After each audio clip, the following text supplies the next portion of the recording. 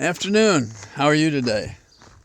Well, the sun is out. It's about 71. That's nice. And there's not much wind. And so it's very pleasant. I spent the day riding circuit. That means going to courthouses not that far away to handle a civil matter. Tomorrow I have a criminal matter in a different courthouse. That's what lawyers do. You lawyers out there, you know that. And any of you who have been a litigant, you have an idea what it's like as well. Now, talking about litigation and Trump, he has managed to put front and center the sorrowful tale of those men who treat women as objects and do grab them like some Cro-Magnon man without their consent, and they get satisfaction out of that. Sounds very Nazi, doesn't it? You know, as we characterize it and see it. Is it one step away from soldiers out of control raping the women of other nations for what? The pleasure of abusing someone and getting off on it? So is that who Trump is? Seems so. And he as much as said that he could take license, as people have through history who are stars. They can do this. The rules, such as they are, don't apply to a man like Trump. Now Trump, all you have to do is look at how they couldn't keep him civilized in normal schools, so they put him in a military school. And I guess he was always tall enough and big enough that he didn't get much lift from people in Queens. Now, if you'd been in my neighborhood, the people in the Bronx were a little more careful who they pick fights with. And you can't tell what you're up against by the size of the person. That all said, Trump as a bully, he picks fights with women. He grabs women because he can. They let you do it. No, they don't let you do it. You've overcome them by your brutal nature, and they're enduring to the extent they do what you're doing until they can escape. There's a great Washington Post cartoon today. I'll try to post it.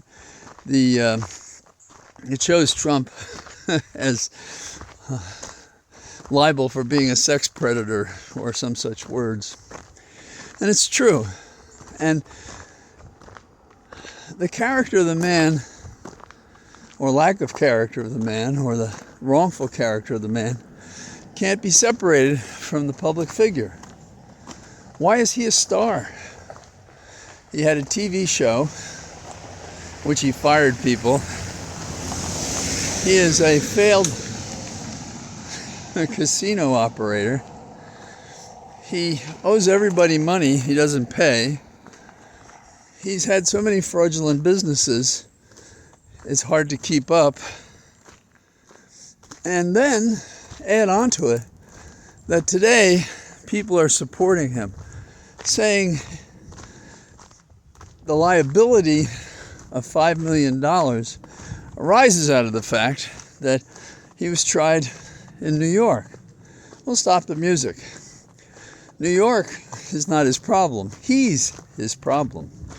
And this trial, because it was covered so well, we have a good idea what the evidence was. And he was hoisted by his own words and didn't have the courage to come into court and outright deny it under oath. So, why are Republican leaders supporting him? Out of fear? Does he have something on them? Is it a hedge so that as long as they don't stand out, he can succeed or fail on his own time without them? Now we see other people contributing to the base, crass nature of Congresses gone by, in which members of Congress actually expected to be paid to do the bidding of people who would come to them. This is a long time ago. But it looks like we're reinventing that corrupt period in the Republican Party, certainly. So we have all these people cheering on Trump, pretending that he wasn't found liable, that he didn't show up, that he gave terrible statements in a deposition that were used against him, and that the charges against him were corroborated by those who were contacted after he had done his deeds, and it was similar to what happened to other women. That's pretty serious amount of evidence. You don't often get that kind of evidence in these cases, the he said, she said cases, particularly after so many years have passed. So who do we have who's like Trump? The mini-me of Trump has got to be Santos, the unsaintly Santos, who has been brought up on charges today, federal charges, 13 I believe, and they have to do with fraud, theft of public funds, those kinds of things. He's being held or released on a $500,000 bond. I don't know if that's a bond in which they had to put up anything, but if it was $500,000, they put up 10%, somebody put up $50,000 for him. What kind of person puts up a bond for this guy who lies about absolutely everything? And then he lied at the press conference, and this is my favorite. He called his prosecution a witch hunt. The apple doesn't fall far from the corrupt tree of Trump. And it shouldn't surprise us that he's the example for so many others in the Republican Party. Now, I think it's great that tonight CNN is having its town hall with Trump as the single politician present, the single person who's running for president. And I think it's an opportunity for both Trump and CNN to fail grandly. I'm not going to watch it. I'll read the reports afterwards, because I don't want to give any support to this failure of journalism to make a difference between the economics of the business, which have always been bad, and what's in good taste and seriously is journalism.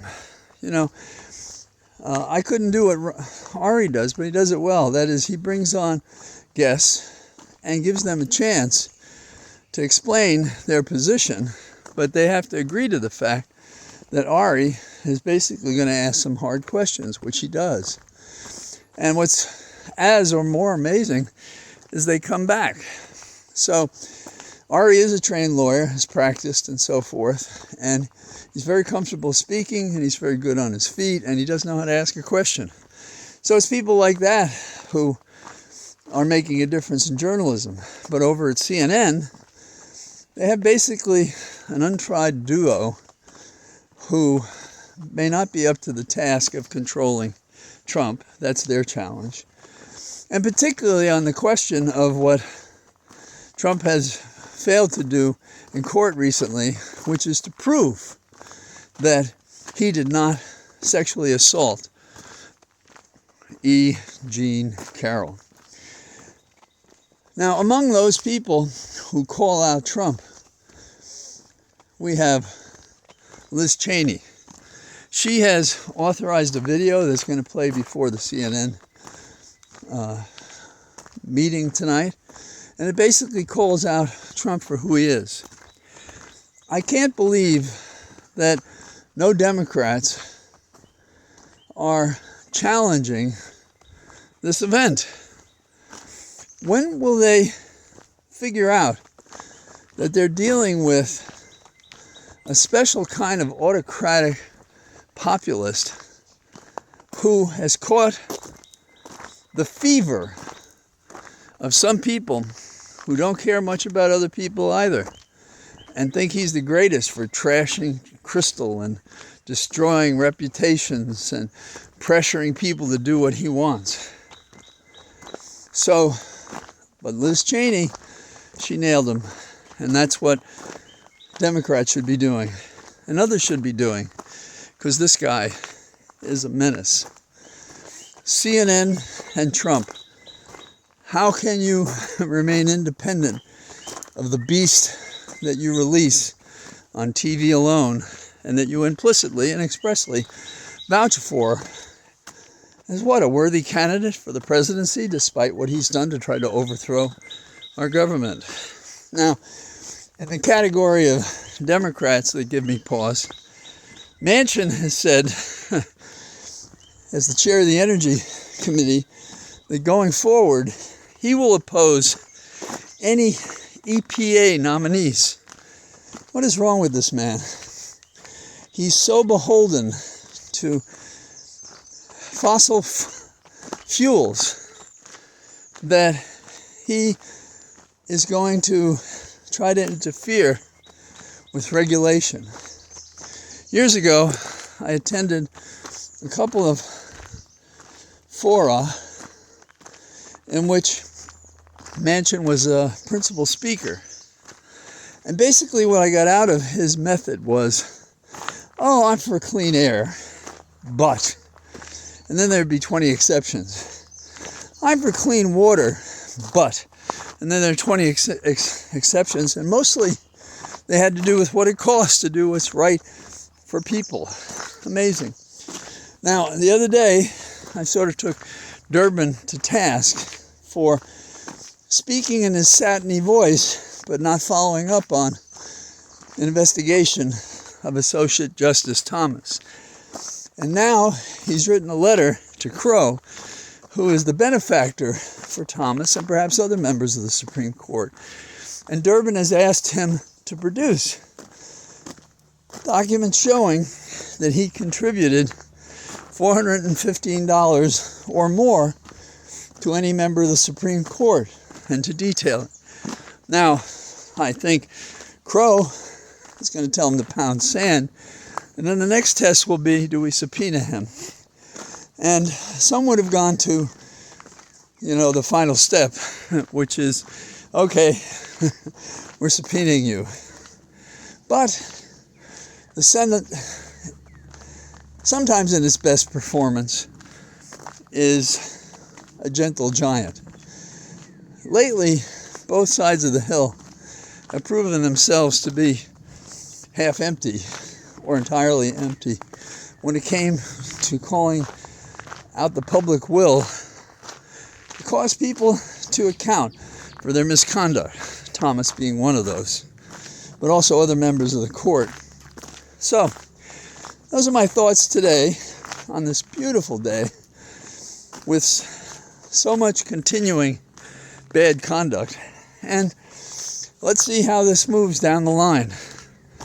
We have some victories ahead of us, I see. And they're going to come on the side of civilians and people that we wouldn't expect to care, but they do because they know how important it is. So I say goodbye from my Cathedral of Trees until tomorrow. Bye-bye.